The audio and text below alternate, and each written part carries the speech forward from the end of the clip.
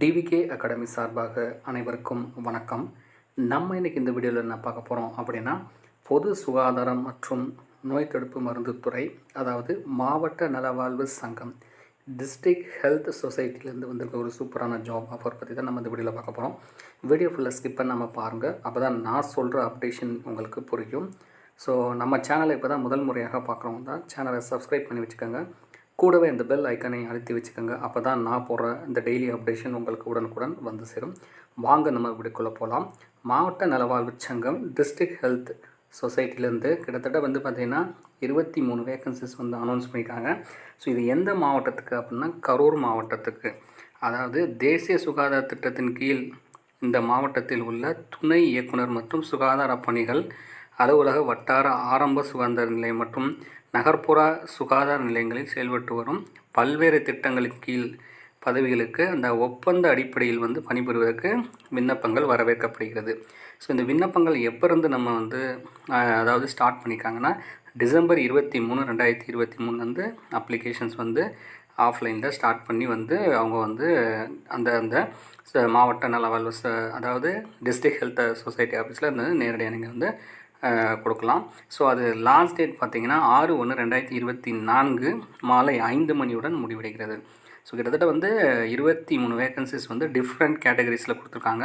So one by ஒன்னாக பார்க்கலாம். So ANM அப்படின்னு சொல்லுவாங்க, ஆக்ஸிலரி நர்சிங் மிட்வைஃப் அப்படின்னு சொல்லுவாங்க. ஸோ இதுக்கு பார்த்தீங்கன்னா 2 வேக்கன்சிஸ் கொடுத்துருக்காங்க. ஸோ மாத சேலரியாக பார்த்தீங்கன்னா மாத சம்பளம் 14,000 ரூபா. ஸோ இதுக்கு அந்த சர்டிஃபைடு வித் ஏஎன்எம் குவாலிஃபைட் ஆகிருக்கணும். ஏஜ் 20லேருந்து 35 வயசு வரைக்கும் இருக்கலாம். ரெண்டாவது பார்த்தீங்கன்னா லேப் டெக்னீஷியன் 2 வேகன்சி 13,000 ரூபா சம்பளம். இதுக்கு குவாலிஃபிகேஷன் டிப்ளமோ எம்எல்டி படிச்சிருக்கணும். எம்எல்டி அப்படிங்கிறது என்னென்னா, அதாவது அந்த லேப் டெக்னீஷியனுடைய இது கொடுத்துருக்காங்க. அதாவது எம்எல்டி, அதாவது மெடிக்கல் லேப் டெக்னாலஜின்னு சொல்லுவாங்க, டிஎம்எல்டின்னு சொல்லுவாங்க. ஸோ இதுக்கு 20லேருந்து 35 வயசு வரைக்கும் இருக்கணும். ஹாஸ்பிட்டல் ஒர்க்கருக்கு ஒரு வேகன்சி 8,500லேருந்து 8,500 ரூபா அவங்களுக்கு மாத உதவியாக வழங்கப்படுகிறது. 8th பாஸ் பண்ணியிருந்தாலே போதும். இதற்குமே பார்த்தீங்கன்னா 20லேருந்து 35 வயசு இருக்கணும். அடுத்து பார்த்தீங்கன்னா டேட்டா என்ட்ரி ஆப்ரேட்டர் ஒரு வேகன்சி 13,500 சம்பளம் தராங்க.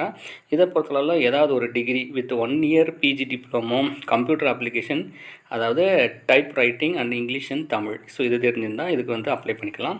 சித்தா ஹாஸ்பிட்டல் ஒர்க்கருக்கு பார்த்திங்கன்னா இதுக்கு பார்த்திங்கன்னா இந்த டெய்லி வேஜஸில் அமௌண்ட்டு கொடுக்குறாங்க 300. ஸோ 4 வேக்கன்சி 7,800 சம்பளம். 8th பாஸ் பண்ணியிருந்தால் போதும். இதுக்கு சேம் ஏஜ் தான். ஆயுர்வேதிக் மெடிக்கல் ஆஃபீஸர் பார்த்திங்கன்னா இதுக்கு ஒரு வேக்கன்சிஸ் கொடுத்துருக்காங்க. 34,000 ரூபா இது சம்பளம் கொடுக்குறாங்க. இதற்கான பார்த்திங்கன்னா அந்த தகுதி என்னென்னா, graduation registration with respective board. So அந்த ஆயுர்வேதிக் மெடிக்கலில் நம்ம அந்த கோர்ஸ் முடிச்சிருந்தால் இதுக்கு அப்ளை பண்ணிக்கலாம். ப்ரோக்ராம் கம் அட்மினிஸ்ட்ரேட்டிவ் அசிஸ்டன்ஸ் ஒரு வேகன்சி 12,000 ரூபா சம்பளம் தராங்க. இதை பொறுத்தளவு ஒரு டிகிரியோட அவங்க MS office with accountancy with 1 year experience இருக்கணும். 20லேருந்து 35 வயசு இருக்கணும். டென்டல் சர்ஜனுக்கு 2 வேகன்சி 34,000 சம்பளம். இதுக்கு பிடிஎஸ் முடிச்சிருக்கணும். 20லேருந்து 35 வயசு இருக்கணும்.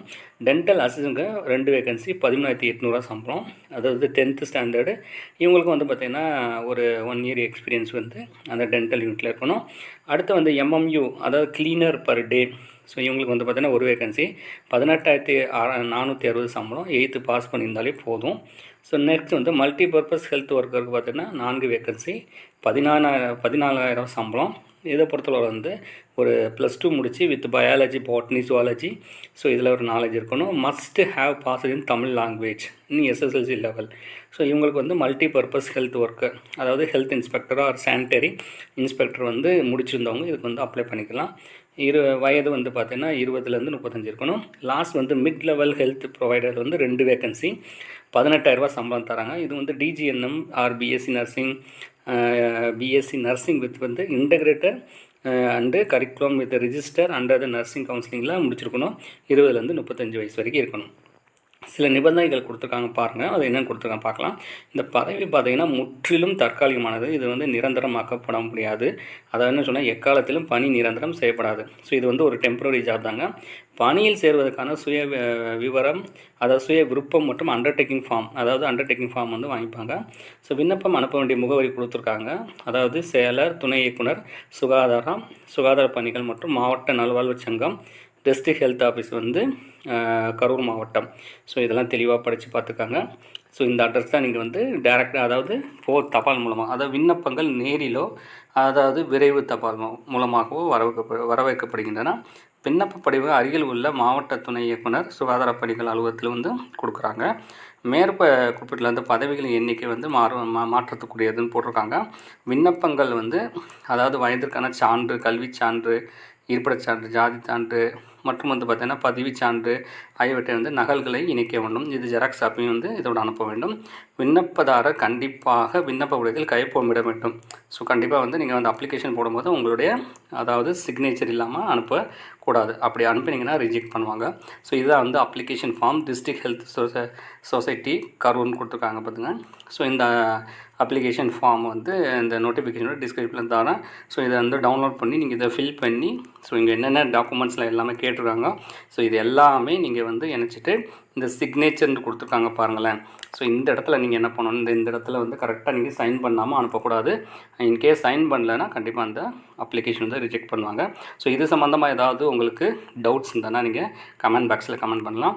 ஸோ அடுத்த ஒரு நல்ல வீடியோவில் பார்க்கலாம். அது வரைக்கும் நன்றி, வணக்கம்.